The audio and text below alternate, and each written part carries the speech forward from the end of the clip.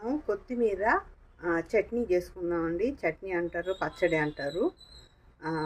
Nellore side చేసేలాగా నెల్లూరు కొత్తిమీర చట్నీ చూపెడతాను మీకు. చూడండి. ఇప్పుడు కొత్తిమీర, అలాగే టమోటాలు, పచ్చిమిర్చి, నేను ఇప్పుడు మీకు ప్రాసెస్ చూపెడతానండి. చూడండి. మనము ఆయిల్ వేసుకున్నాం కదా, ఆయిల్ ఒక 3 టేబుల్ స్పూన్ ఆయిల్ వేసుకోండి.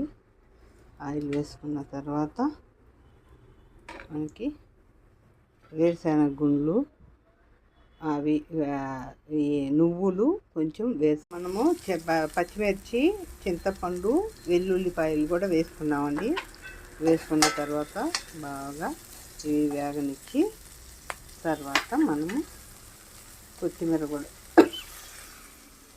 మనకి ఇవి వేగిన తర్వాత టమాటాలు కూడా మనం వేసేసుకున్నామండి. టమాటాలు కూడా వేసి బాగా మగ్గనిద్దాం.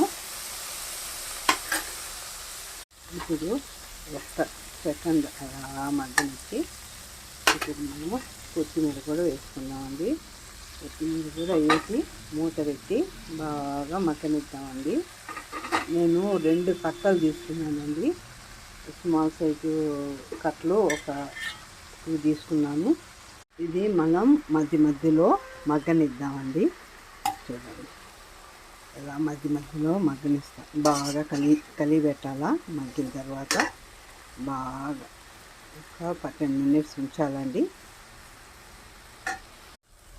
ఇప్పుడు మనము చూడండి బాగా మగ్గిపోయింది కదా. ఇప్పుడు బాగా టమోటాలు కూడా చూడండి బాగా మ్యాష్ అయిపోయాయి. బాగా చూడండి, బాగా పచ్చిమిరపకాయలు కూడా వేగాయి. మనకంతా ఇంకా మంచిగా వేగిపోయింది కాబట్టి మనం ఇంకా గ్యాస్ ఆపేసుకొని మనం ఇప్పుడు చల్లారినాక మిక్సీకి వేసుకున్నామండి. ఇప్పుడు మిక్సీ చేసి తీసుకొస్తాను. ఇంకా రోటి పచ్చడి రోట్లో వేసి దంచుకుంటే ఇంకా టేస్ట్ ఉంటుందండి, చాలా బాగుంటుంది. ఇప్పుడు మనకి కొత్తిమీర చట్నీ రెడీ అయిపోయింది కదా. మీరు ఇంకా దంచుకోగలిగితే చాలా టేస్టీగా ఉంటుందండి. మనం అపార్ట్మెంట్లో మనకి మిక్సీ లేవు కాబట్టి మనకి మిక్సీ చేశాను. మీకు కావాలంటే ఆనియన్స్ ఒక తిప్పుకోవచ్చండి. నేనైతే పైన వేస్తున్నాను.